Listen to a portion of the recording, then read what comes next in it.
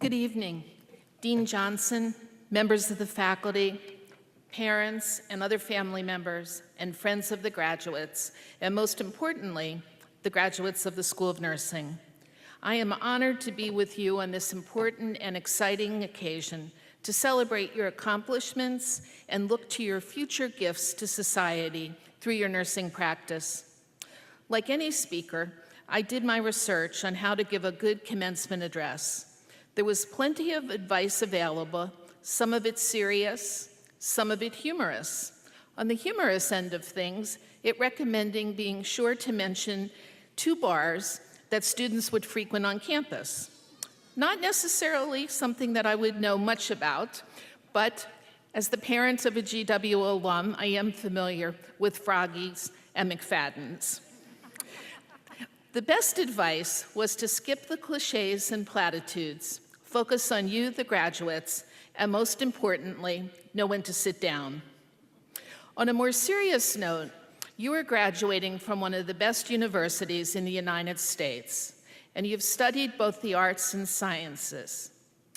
You've been exposed to our nation's capital and a world-class faculty. Your faculty are influencing health policy as well as direct patient care. And I know they have imparted not simply knowledge, but the skills to change our healthcare system, one patient or one community at a time, to you. Last week, a new documentary was released entitled The American Nurse, Healing America. Created by a breast cancer survivor, the film opens with her saying, "My surgeon removed my tumor, my radiation oncologist planned my radiation, and my oncologist coordinated my care. But someone had to gown and mask and push that IV pole into my room and make sure that my chemotherapy was infused into my port. That person was my nurse." Carolyn Jones was inspired to create this film as a tribute to that nurse, who I might mention was certified by the Oncology Nursing Society. This film shows in raw detail what nursing practice is through 5 nurses, their patients, and their families. From a community health nurse in one of the poorest counties in rural America, in the remote hollows of eastern Kentucky in Appalachia, to the hospice nurse coordinator at the Louisiana State Penitentiary at Angola, where she oversees a team of inmates who volunteer to care for their dying peers with compassion and grace one would not expect to find behind bars. So why am I sharing this with you? It's to help make my first point, and that is, few professions demand the day in and day out courage that nursing does. We stand with our patients and their families, often during the most significant moments of their lives, those of great joy as well as those of great sadness. We have the privilege of caring for patients and their families when they are most vulnerable. My wish for you is to never forget why you chose to become a nurse. Embrace the intimacy that true nursing is all about. While caring for patients at a time of great vulnerability, you will see things few others ever will. The joy of birth, the grief of unanticipated loss, and the resilience of a person fighting their way back from illness or injury. We care for patients at home, in clinics, in homeless shelters, and in hospitals. We work to improve the health of populations and communities. But just as patients and their families are vulnerable, the nurse often feels vulnerable as well, wondering if we can say the right thing, find words when there are none. Nursing requires presence, actually constantly putting down our own barriers so that we can connect with the person inside that patient. I can guarantee you, when we do this, the returns are priceless. Point number 2 for tonight. Our society and our profession need clinical nursing leaders from the patient's side to the boardroom. What must those leaders look like? First, they must be intelligent. What is intelligence, you might be asking? 52 researchers and philosophers of science tried to answer this question in the journal Mainstream Science on Intelligence.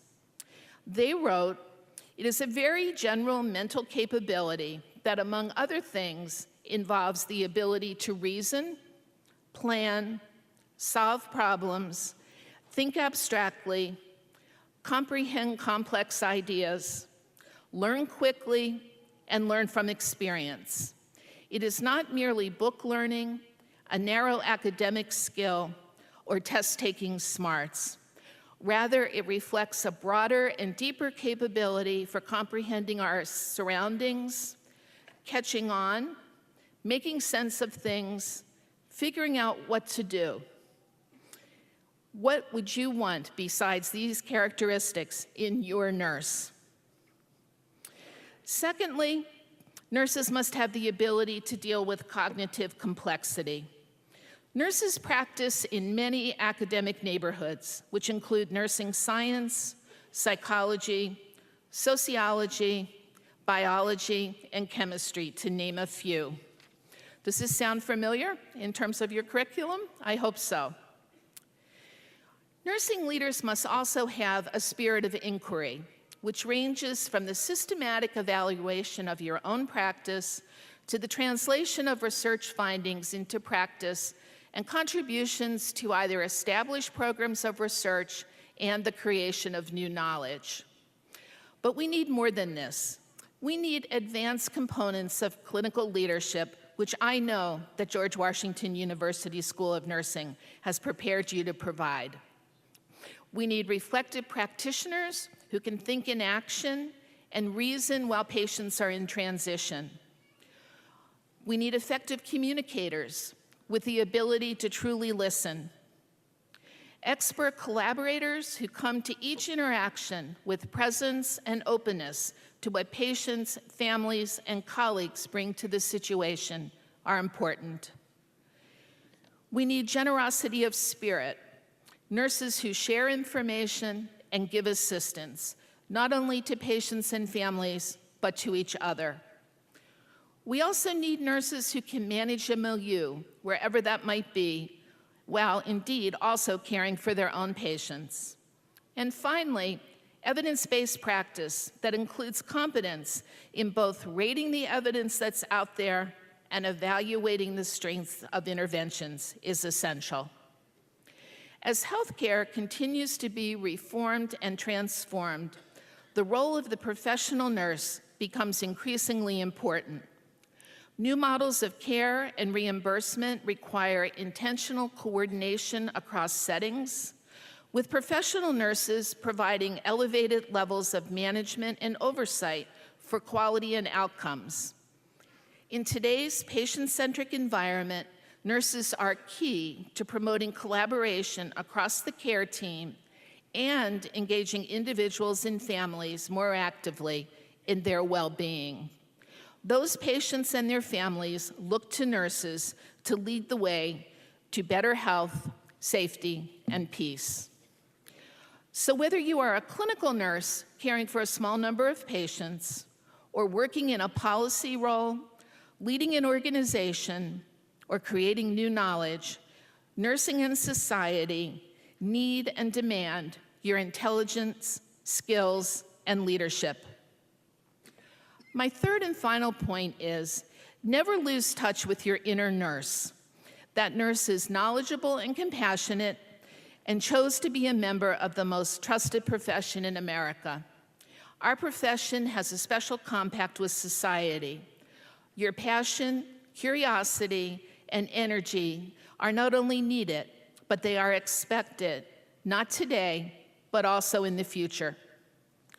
George Washington University has prepared you well for facing challenges in nursing and in healthcare, and for leading the way to a better tomorrow. Your broad-based education provided the subject matter content that I listed above, but probably more importantly, the skills, the ability, and the commitment to embrace lifelong learning. While this phrase might sound like one of the dreaded platitudes or cliches I was cautioned to avoid, I believe it is critical for having joy and satisfaction in your career.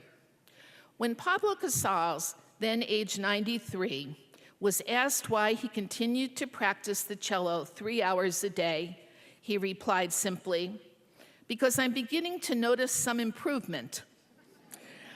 I hope that you, too, will have a commitment to lifelong learning, to build your practice, and move to expert nursing in any role you select, and that you will use your knowledge for service to better our society.